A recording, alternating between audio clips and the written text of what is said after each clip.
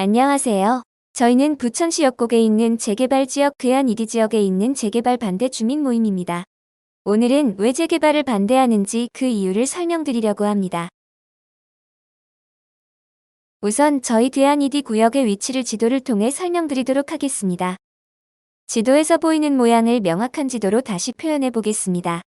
저희 지역은 역곡역에서 서울 방향으로 약 300m 떨어져 있습니다. 지도에서 보이는 것처럼 괴한동 169-3번지에서 시작해서 쭉 경인로를 따라 고가도로 가기 전까지 계속됩니다. 도로 앞은 모두 상가로 이루어져 있습니다. 그리고 고가도로를 따라 위쪽으로 올라간 다음 경인철도를 따라 아래로 내려가면 사다리꼴 모양이 됩니다. 여기가 괴한 이디 재개발 지역입니다. 원래 재개발법이란 도시 및 주거환경정비법을 알기 쉽게 부르는 것입니다.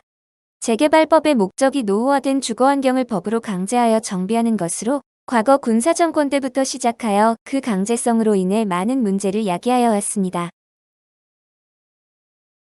재개발법은 노후화된 주거환경을 정비하기 위한 것이기 때문에 대부분의 주택, 빌라 등이 형성되어 있는 지역을 정비하는 것입니다. 그리고 개발을 반대한다고 하더라도 강제적으로 지정된 정비구역 내에 주거하거나 토지를 소유하고 있으면 무조건 조합에 가입되어 강제적으로 조합원이 되는 것입니다. 결국 반대를 하는 조합원은 다수결에 의해 그 의견은 무시되고 나중에는 강제로 청산 대상이 되어 강제로 나가게 되거나 토지를 제대로 평가받지 못해 많은 문제를 야기하여 왔습니다. 괴한 이디 비상대책위원회는 2019년 5월 부천시 조례에 근거하여 토지 소유자의 51.897%의 찬성으로 재개발 정비구역 해제 요청안을 부천시에 제출하였습니다. 당시 60% 이상의 찬성으로 요청안을 제출하였음에도 서류 미비 등의 사유로 부천시는 반려하였고 저희는 다시 서류 정리를 하는 동안 일부가 포기하여 51%의 해제 서류를 제출하였던 것입니다. 부천시는 1년 이상이 지난 지금도 결론을 내리지 않고 있습니다. 그렇다면 왜 우리는 재개발 해제를 요구하는지에 대하여 설명드리도록 하겠습니다. 괴한 이디 구역은 부천시의 다른 어떤 재개발 구역보다 상가 비율이 절대적으로 높습니다. 인접 괴한 3디 지역은 상가 비율이 10%대에 불과합니다. 아래 지도를 보면 지역의 50% 이상인 상가를 쫓아내고 모두 주거지역으로 만들어야 하는지 의문이 들 수밖에 없습니다. 재개발법에 따르면 상가 사람들은 권리가 거의 없이 쫓겨날 수밖에 없습니다. 상가에 대한 대토를 받을 수도 없고 아파트 분양권도 없습니다. 재개발 시 상가는 수년간 영업을 할 수 없어 생계에 막대한 지장을 받게 됩니다. 땅의 가치를 제대로 반영하지 못하는 현금 청산 대상이 되어 원하지도 않는데 땅을 내줘야 합니다. 원하지도 않는데 현금 청산이 되어 양도소득세를 부담하고 땅을 다시 찾아 매입하더라도 취득세를 내야 합니다. 세금을 뺀 나머지 돈으로 지금과 유사한 가치의 땅은 절대 구입 못하게 되고 결국 상가 소유주들은 땅을 강탈당하는 것입니다. 해당 상가들은 대부분 역곡이 거의 황무지일 때 들어와 괴한 이디 구역을 생활 터전으로 삼아 대부분 인근에 거주하고 수십 년간 생업을 하면서 피와 땀으로 운영하여 왔습니다. 그야말로 지역사회의 발전을 위해 노력하여 온 장본인들인데 그 결과 쫓겨나게 되는 것입니다. 괴한 이디 구역의 50%인 상가 사람들은 생업을 강제로 박탈당하고 생존의 위협에 처하게 됩니다. 괴한 이디 구역의 상가 업종은 생활기본 필수품을 국민들에게 공급하는 필수 업종입니다. 괴한 이디 구역의 상가 사무실이 약 80여 개이므로 무책임한 재개발 시 약 1000여 명의 생계가 위협받게 됩니다. 괴한 이디 구역에서 수십 년간 운영해온 메디홀스 병원의 정기신장 투석 환자가 200명이나 됩니다. 병원의 직원이 60여 명이 되며 수많은 외래 환자를 고려해 볼 때 병원이 쫓겨나게 되는 무책임한 재개발이 이루어진다면 병원의 투석 환자들의 치료에 문제가 발생하고 직원들은 생계가 끊깁니다. 괴한 이디 구역은 부천시 도시발전 변화의 측면에서 볼 때 상업지역 축과 주거지역 축의 교차점이 되는 곳이기 때문에 주거만을 위한 재개발에 부적합한 곳입니다.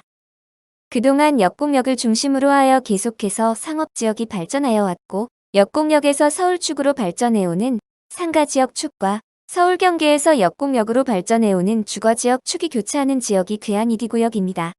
그래서 준주거지역으로 용도 지역이 설정되었다고 봅니다. 이를 무시하고 괴한 2D 구역을 주거만을 위한 재개발을 한다면 향후 큰 혼란을 초래하게 될 것입니다. 과연 괴한 2D 구역을 주거만을 위한 아파트 단지로 재개발하는 것이 도시계획상 타당한지 의문입니다. 괴한 2D 구역은 지형상 교통소음 진동 등으로 주거만을 위한 아파트 단지로 부적합합니다. 괴한 2D 구역은 다른 재개발 구역에 비해 좁고 긴 형태입니다. 세로축 중 가장 짧은 곳은 약 20m이며 세로축 중 가장 긴 곳도 100m에 불과합니다. 전면부는 경인대로에 붙어 있고 후면부는 경인선 전철에 붙어 있습니다. 아파트가 세워진다면 주민들이 끊임없는 자동차와 전철의 교통소음에 시달릴 수밖에 없는 구조입니다. 조합 측 도면을 보면 녹지 공간을 한쪽 끝으로 몰아서 설계했기 때문에 열악한 주거 환경이 될 수밖에 없습니다. 이미 살펴본 바와 같이 이렇게 많은 문제점이 있음에도 불구하고 과연 조합은 재개발을 왜 그렇게도 고집하는 것일까요? 그 이유를 알아보기로 하겠습니다. 조합이 부천시에 제출한 자료에 따르면 재개발 사업이 경제성이 매우 우수하다고 합니다. 수입은 약 2,800억 원이며 지출은 1,700억 원이라고 합니다. 이에 따르면 개발이익이 1,300억 원이라고 합니다. 그런데 조합은 괴한 2D 구역의 비례율이 140%라고 자랑하고 있습니다. 일반적으로 재개발에서 비례율은 80에서 100% 정도이며 비례율이 100%가 넘는 경우는 거의 없습니다. 부천 범박지구와 괴한 3D 구역의 비례율은 99%입니다. 개발 면적을 약 7,800평, 상가 면적을 약 3,900평으로 보면 평당 감정가액은 약 1,190만 원이 됩니다. 이익에서 종전자산 평가액을 뺀 재개발 사업으로 발생한 이익인 392억 원을 나머지 조합원에게 환급한다는 얘기입니다. 그런데 자세히 살펴보면 이 392억 원은 이익은 상가가 저평가가 된 결과로 산출된 것이라고 할 수 있습니다. 결국 재개발법을 이용해 상가 토지를 평당 2,200만 원인 것을 평당 1,000만 원으로 쳐서 조합이 매입한 후에 그 차익을 조합이 가지겠다는 것으로 해석됩니다. 조합의 조합장과 임원들은 괴한 2D 구역 빌라를 7평에서 14평의 토지 지분을 보유하고 있습니다. 조합원의 1가구 1투표권이 인정되어 330명이 조합원입니다. 강제로 정비구역의 조합원이 되기 때문에 7평을 가진 사람도 50평을 가진 사람도 100평을 가진 사람도 조합의 의결권은 한 표뿐입니다. 재개발법의 조합 의결권이 괴한 2D 구역 토지의 재산권에 심각한 오류와 문제를 발생시키고 있습니다. 결국 괴한 2D 구역의 상가 소유주와 세입자들의 생업과 생활터전을 빼앗고 재산을 강탈당하는 결과가 되는 것입니다.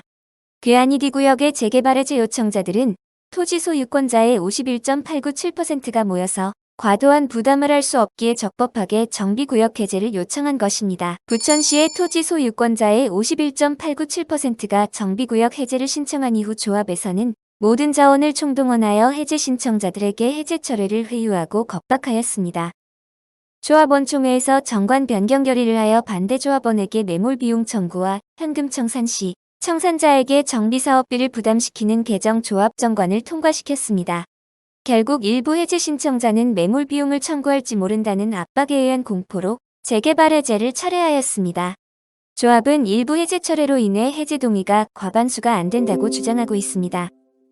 그러나 조합원에게 매몰 비용을 청구하겠다는 개정 정관과 현금 청산 시 정비사업비를 현금 청산자에게 부담시키는 개정 정관이 불법이기 때문에 시청에서 거부하였고 해제 철회는 법적으로 아무런 효력이 없다고 부천시에서도 밝히고 있습니다. 상가 사람들은 상가에서 파는 물건들의 재고 보관을 위해 뒷마당에 임시 창고를 만들어 두는 경우가 많았습니다. 10여 년간 아무 문제도 없었습니다. 그런데 최근 불법 시설물 민원이 들어왔다고 끊임없이 관청에서 연락이 오고 조사가 나와 이제는 합법적으로 보관하고 있습니다. 과연 이런 민원이 최근 왜 계속되고 있을까요? 조합의 협의안이라며 제시한 일방적인 통고는 저희의 의견을 전혀 반영하지 않는 협의안으로 조합 측은 사실상 협의할 의사가 없다고 봅니다. 첫째, 단지 내 상가를 지으면 50% 할인 분양해주겠다고 합니다. 현재 상가의 업종은 대부분 건자지기기 공구 스테인레스 이불, 내비게이션 등 대로변에 위치해야만 하는 업종으로 단지 내 상가로 들어가서 영업 불가입니다. 50%가 아니라 90% 할인을 해도 분양받을 수 없는 업종인 걸 알면서도 50% 할인해주겠다고 선심 쓰는 척하면서 협의한다고 하니 기가 막힐 지경입니다. 둘째, 상가에 대해 감정평가액으로 현금 정산하고 5% 증가를 고려해 볼 수 있다고 합니다. 이것은 위에서 계속 문제점으로 지적한 내용으로 대토해주거나 적절하게 가치평가가 되어 정산되지 않는 한 저희는 생활의 터전이 뺏기는 것이며 결국 재개발 해제 요구를 할 수밖에 없는 것입니다. 건설회사는 왜 괴한 이디구역의 재개발을 지원하고 시공하려고 할까요? 상가가 거의 없는 설계를 통해 얻는 건설회사의 이익 때문입니다. 재개발 구역의 시공을 맡은 건설회사는 수천억 원의 공사에서 발생하는 수백억 원의 이익을 얻기 위해 노력합니다. 그렇기 때문에 다수의 의결권을 가진 조합에 의존할 수밖에 없습니다. 결국 조합원들의 종전자산 평가액이 적게 산출되어야 이익이 증가합니다.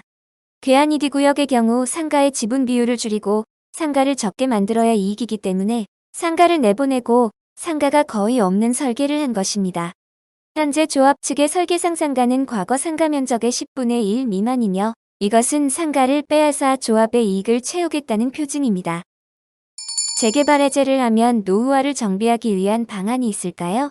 부천시의 많은 지역이 그렇듯이 괴한 이디구역은 15년간 뉴타운이다, 뉴스테이다 하여 자발적인 정비를 할 수 없게 강제되어 왔습니다. 저희도 노후화를 정비하고 싶어도 할 수가 없고 정상적인 거래도 거의 이루어지지 않았습니다. 부천시도 재개발이 해제된 많은 지역에서 자발적 소규모 정비가 많이 이루어지고 있습니다. 예를 들어 광안 소규모 재건축 사업, 로얄 연립 가로주택 정비 사업 등 수십 건이 소규모로 재개발이 이루어지고 있습니다. 괴한 이디구역도 소규모 주택 정비 사업과 자발적 가로 정비 사업을 실시하여 단순히 아파트가 아니라 주거시설과 주거시설을 지원하는 병원 상가 등 기타 복리시설과 주상복합 건물 등이 들어서야 할 지역으로 지역에 맞는 필요시설을 건설해야 한다고 생각합니다. 빌라는 괴한 이디구역의 189번지에 집중되어 있기 때문에 해당 지역의 주거시설을 집중 배치하여 정비하는 한편 작은 구역별로 상가와 주택빌라 등이 소규모 조합을 결성하고 의견 교환과 화합을 통해 노후화를 정비해야 합니다.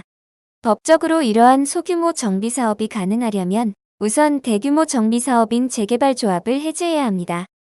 도시정비법 제21조에서는 정비 사업의 시행으로 토지 등 소유자에게 과도한 부담이 발생할 것으로 예상되는 경우 도시계획위원회의 심의를 거쳐 정비구역을 해제할 수 있다라고 하고 있습니다.